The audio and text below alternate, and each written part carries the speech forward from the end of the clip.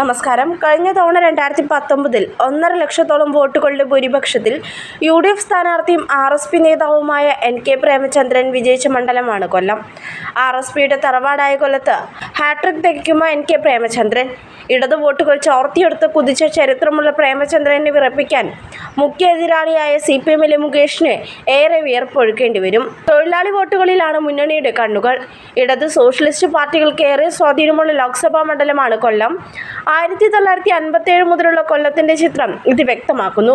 മണ്ഡലത്തിൽ ഏറ്റവും കൂടുതൽ തെരഞ്ഞെടുപ്പുകൾ വിജയിച്ചത് RSP ആണ്.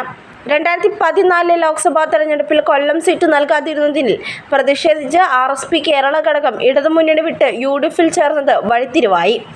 RSPയുടെ മുന്നണി മാറ്റത്തിന് പിന്നാലെ 2014ലും 2019ലും UDF സ്ഥാനാർത്ഥിയെ 2 വട്ടം വിജയിച്ച് ലോക്സഭയിലെത്തിയ NK പ്രേമചന്ദ്രനാണ് ഇത്തവണയും കൊല്ലത്ത് UDFിനായി കളത്തിലിറങ്ങിയിരിക്കുന്നത്.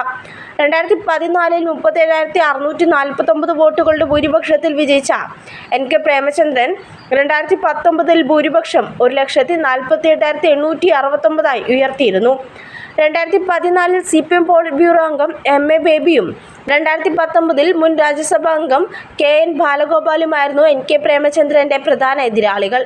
9,69,17 പേർ വോട്ട് ചെയ്ത കൊല്ലത്ത് കഴിഞ്ഞ തവണ 4,99,667 വോട്ടുകളായിരുന്നു പ്രേമചന്ദ്രന്റെ പടയോട്ടം. മറുവശത്ത് നടനും കൊല്ലം MLAയുമായ മുകേഷിനെ ഇറക്കിയാണ് CPM ഇത്തവണ ആരവം കൂട്ടിയത്. BJP ആവട്ടെ നീണ്ട സസ്പെൻസിനൊടുവിൽ നടൻ G. കൃഷ്ണകുമാറിനെയാണ് കളത്തിലിറക്കിയിരിക്കുന്നത്.